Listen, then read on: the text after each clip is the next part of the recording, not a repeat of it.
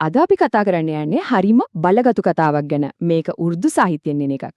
ජීවිතයේ දරුණුම පරීක්ෂාවකට මුහුණ දෙන දීවරයෙක්. එයාගේ ගමන කොයි වගේ වෙයිද අපි බලමු. හිතන්නකෝ කතාව පටන් ගන්නෙම මෙන්න මෙහෙම කටුක දෙයකින්. හාරුන් කියන මේ දීවරයට එයාගේම බිරිඳ සබා දෙන අවසාන නිවේදනය තමයි මේ. බලන්නකෝ ඒකේ තියෙන බරපතලකම. එතනින්ම අපිට තේරෙනවා හාරුන් කොයිතරම් අසරණ තත්වයකද ඉන්නේ කියලා. ඉතින් අපි බලමු හාරුන්ගේ මේ විපත ගැන. මේක නිකම් දුප්පත්කම විතරක් නෙවෙයි ඒකටත් වඩා එහා ගිය දෙයක්. තමන්ගේම සමාජය, තමන්ගේම මිනිස්සු එයාව කොන් කරනවා, ප්‍රතික්ෂේප කරනවා. ඒක තමයි දරුණුම දේ. මෙන්න මේක බලන්නකෝ. එක පැත්තකින් හාරුන් බෝට්ටුව හිස් සති ගානකින් මාළුවෙක්වත් අල්ලගෙන නැහැ. ලැජ්ජාවෙන් බලාපොරොත්තු සුන් වෙලා ඉන්නේ. අනිත් පැත්තෙන් අනිත් දීවරයෝ එයාලගේ බෝට්ටු මාළු වලින් පිරීලා සාර්ථකයි. ගෞරවයක් තියෙනවා. හැබැයි හාරුන් දිහා බලන්නවත් අනුකම්පාවක් නැහැ. මේ වෙනසෙන්ම එයාගේ තනිකම හුදකලාව කොච්චරද කියන දැනෙනව නේද? හිතේ වේදනාව තවත් දරුණු වෙනවා තමන්ගේම අසල්වැසියා ශිරාස් මෙහෙම දෙයක් කරාම. හිතන්න ණයට එකම එක මාළුවෙක් ඉල්ලුවාම ශිරාස්යව ප්‍රතික්ෂේප කරලා නිඳා කරනවා. අනුකම්පාවකේ ගෑවිලාවක්වත් නැහැ. අන්න ඒ ක්‍රූරකම තමයි හාරුන්ව සම්පූර්ණයෙන්ම බිඳවටලා දාන්නේ. ඉතින් කරන්න කිසිම දෙයක් නැති තැන ජීවිතේ පහළම තැනට වැටිලා හාරුන් මුහුදායනට වෙලා අඬා වැටෙනවා. දෙවියනි මට පිහිට වෙන්න මට ජීවත් වෙන්න ක්‍රමයක් දෙන්න කියලා යාඥා කරනවා. එයාගේ හැම බලාපොරොත්තුවක්ම වෙද්දි සුන් වෙලා ඉවරයි. හැබැයි මෙන්න මේ වගේ ගැඹුරුම අසරණකමක් මැද තමයි සමහර වෙලාවට අනපේක්ෂිත දේවල් වෙන්නේ. ඒක පාරිටම කොහින්දෝ මන්දා කරුණාවේ පුංචි ආලෝකයක් පේන්න ගන්නවා. සමහර විට මේක තමයි හරුන්ගේ කතාවේ හැරවුම් ලක්ෂය. අතිෆ් බාබා කියලා වයසක මිනිසෙක් තමයි මේ අසරණ වෙලා ඉන්න හාරුන්ව දකින්නේ. එයා හාරුන් ළඟට ඇවිත් බලන්නකෝ පරිප්පු එළවලු සහ රොටි තුනක් තියෙන කෑම එකක් දෙනවා. නිකමට හිතන්න දවස් ගානකින් බඩට හරියට කෑමක් නැතුව හිටපු මිනිසෙක්ට මේක කොයිතරම් දෙයක්ද? ඒක නිකම්ම කෑමක් නෙවෙයි. ඒක ලොකු සහනයක්.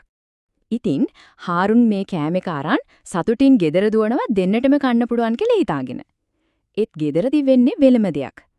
සබා යා හංගගෙන හිටපු බත් කාලා ඉවරයි. ඒත් ඒක කියන්නේ නැහැ. අර රොටි තුනෙන් දෙකක් මෙයා ගන්නවා. හොදි වලින් භාගයකට වඩාත් ගන්නවා. පව් හාරුන් මේ වංචාව ගැන දන්නේ නැහැ.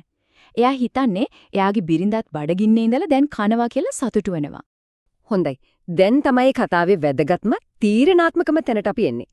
අසරණකමේ අන්තිම සීමාවටම ගිහින් ඉන්න හාරුන්ට මුහුද මැදදී යාගේ ජීවිතයේ ලොකුම පරීක්ෂණයකට මුහුණ දෙන්න වෙනවා. පැවැත්මද, මනුස්සකමද. මුහුදේ භයානක පැත්තකට ගිහින් දැල දාපු හාරුන්ට අදහ ගන්න බැරි දෙයක් වෙනවා. දැලට අහු වෙනවා දැවැන්ත මාළුවෙක්. මේක මාසෙකටම ඇති. එයාගේ හැම ප්‍රශ්නයක්ම ඉවරයි කියලා හිතෙනවා. ඒත් එක්කම තමයි ලොකුම ගැටලුව මතුවෙන්නේ. ඒ මාළුවාගේ පොඩි අසරණ පැටවු ටිකකුත් දැලට අහු වෙලා. ඉතින් දැන් තීරීමක් කරන්න වෙනවා. ධනේද? දයාවද? මාසෙකටම ඇතිතරම් සල්ලි. නැත්තම් අම්මෙක්ව එයාගේ පැටවු ටිකට ආපහු දෙනවද? හරුන්ගේ හිත ඇතුලේ ලොකු සටනක් යනවා. ඒ දර්ශනය හිතින් මවා ගන්න බලන්න අර අම්මා මාළුවා බැගෑපත් ඇස් වලින් හාරුන් දිහා බලනවා. පොඩි පැටවු ටික අම්මා බේරගන්න බැලිව දැල වටේ පිස්සුවෙන් වගේ පිහිනනවා. ඒක දැක්කම ඕනම කෙනෙක්ගේ හිත උණු වෙනවා. අවසානයේ හාරුන් තීරණයක් ගන්නවා. එයා හිතනවා අද මම දීවරයෙක් විතරක් නෙවෙයි මම මිනිස්සෙක් කියලා. තමන්ගේ බඩගින්න දුප්පත්කම හැමදේම අමතක කරලා එයා අර අම්මා මාළුවව පැටවු ළඟටම නිදහස් කරනවා. තමන්ට නැති වෙන දේ ගැන හිතන්නේ නැතුව හදවත කියන දේ කරනවා. ඉතින් හාරුන් කරපු මේ හොඳ දෙයට ප්‍රතිඵලයක් ලැබෙනවා. හැබැයි ඒක මිහිරි වගේම තිත්ත ප්‍රතිඵලයක්. එක පැත්තකින් මුහුදෙන් තෑගක් ලැබෙනවා. අනෙක් පැත්තෙන් ගෙදරදී යාට හැමදේම නැති වෙනවා. විචදේ අදහ ගන්නත් බෑ. අර නිදහස් කරපු අම්මා මාළුවා ආපහු එනවා. ඇවිත් එයාගේ කරුණාවන්තකමට ස්තුති කරන්න වගේ එක රන් කෑල්ලක් හාරුන්ට දීලා යනවා. කරපු හොඳ දෙයට ඒ මොහොතේම ලැබුණු ත්‍යාගයක්.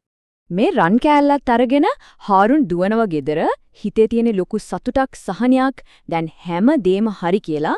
ඒත් ගෙදරට ගියාම ගෙම් නිශ්ශබ්දයි. සබා ගිහින් ඒ සතුට එක තත්පරෙන් නැති වෙලා යනවා.